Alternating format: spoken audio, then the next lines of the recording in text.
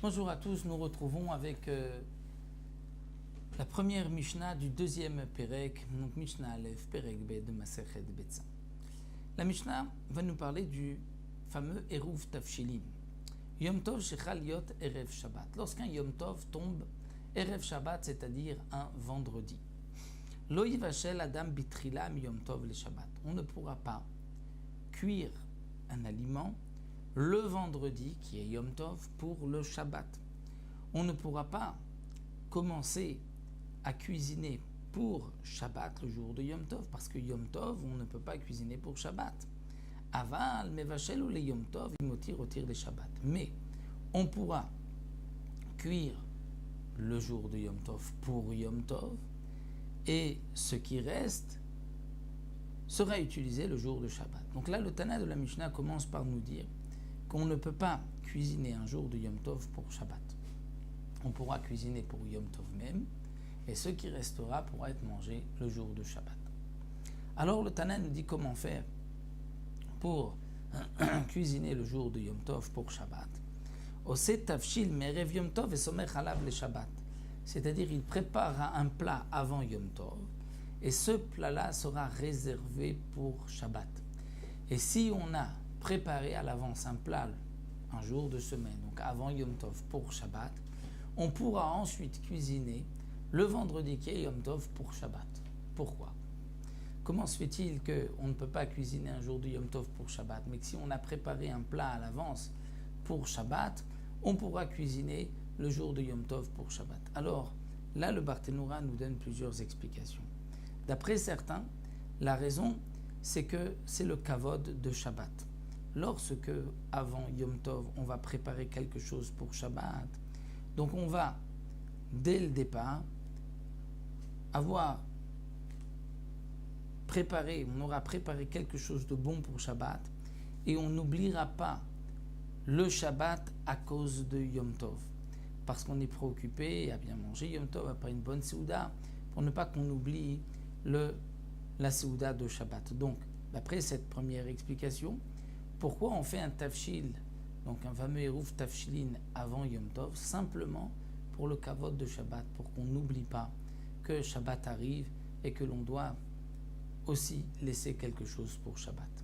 D'après une autre explication, nous dit le Barthénoura, c'est pour le kavod de Yom Tov. C'est-à-dire que on va montrer qu'on ne cuisinera Yom Tov pour Shabbat que si on a déjà commencé avant Yom Tov à préparer Shabbat et que Yom Tov vient juste terminer la préparation de Shabbat. Et là, c'est donc pour le kavod de Yom Tov. Et on fera un kal vachomer, on dira si déjà de Yom Tov pour Shabbat, on ne peut cuisiner que si on termine quelque chose, que si on a déjà commencé à l'avance. Donc à plus forte raison qu'on ne pourra pas, d'un jour de Yom Tov pour un jour de semaine, cuisiner quelque chose. Et donc c'est pour cela que les Chachamim ont instauré le fameux din donc de Eruv Tafshilin. Alors c'est vrai que les Mefarshim, comme le rapporte ici le Tosfot Yom Tov, Tosfot se pose la question, comment se fait-il que grâce au Eruv Tafshilin on peut cuisiner? C'est vrai que ce n'est qu'une takana midé rabanan, comment ceci enlève l'interdiction qui est minatora? Alors il y a plusieurs explications que le fameux oil, c'est-à-dire oil, puisque si des invités se présentent à nous le vendredi, le jour de Yom Tov, eh bien il faudra les honorer, leur donner à manger.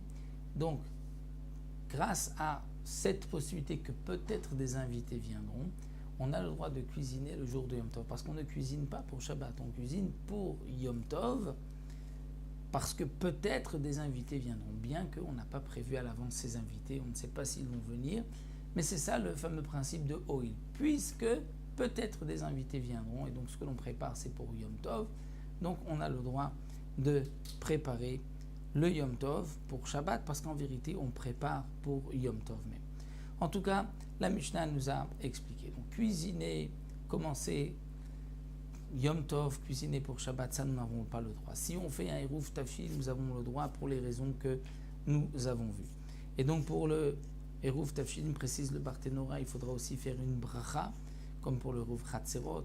Et si on veut associer ainsi tous les habitants de la ville, il faudra même faire un kinyan, c'est-à-dire donner à quelqu'un qui soulève le Eruv, c'est-à-dire ces aliments, comme nous allons voir tout de suite dans la Mishnah, pour le reste de la ville, pour tous les juifs de la ville. Donc Bet Shammai et Bet Hillel sont en machloket.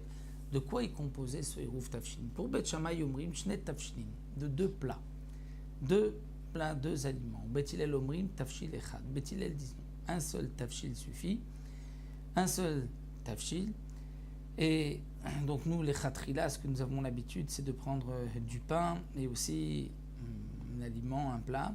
Bediavad, un seul tafshil suffirait, ou un seul morceau de viande, mais du pain tout seul ne suffit pas. Donc pour Bet Shammai, 2 tafshil, pour Bet Hillel, un seul tafshil, donc les Khatrila, on va en prendre 2, mais un seul est suffisant aussi. Veshavin, Bedag ou Betza, She'alav, Shen Shne tafshilin. Et bien que Bet Shammai et Bet Hillel sont marloquettes, est-ce qu'il faut un plat ou 2 plats, ils sont tous les deux d'accord que si on prend du poisson avec de l'œuf qu'on avait l'habitude de mettre par-dessus, de paner le poisson avec de l'œuf, ça c'est considéré comme 2 tafshilin.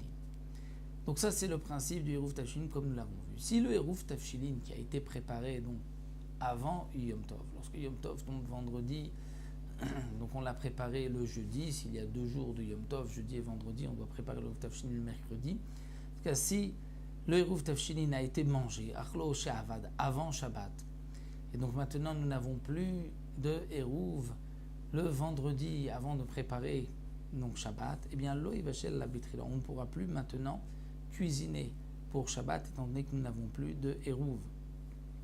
Veim shir memenu kol shiu somech alav le Shabbat, mais s'il reste un tout petit peu, eh bien on pourra, grâce à ce petit peu qui est resté, on pourra cuisiner pour Shabbat.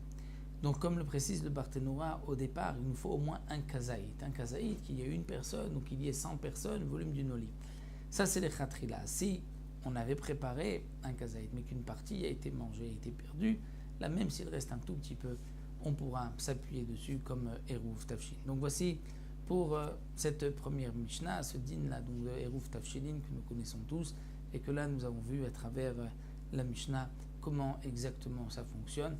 Donc, nous nous retrouvons Bezrat Hashem pour notre din. Est-ce que l'on peut tremper la vaisselle, se tremper dans un mikvé le jour du Yom Tov? Ça, nous verrons Bezrat Hashem dans la prochaine Mishnah.